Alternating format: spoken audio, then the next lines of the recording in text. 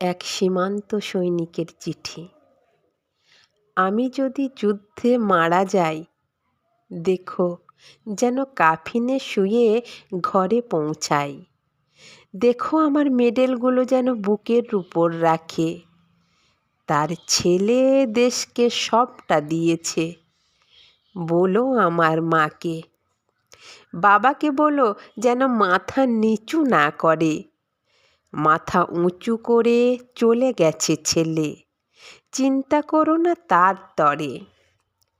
ভাইকে বলো যেন মন দিয়ে পড়াশোনা করে। দাদার বাইকে তার অধিকার রইল চিরতরে।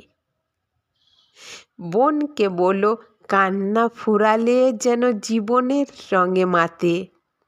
আর কোনো দিনও কেউ আসবে না তার বেনি ধরে টেনে চালাতে।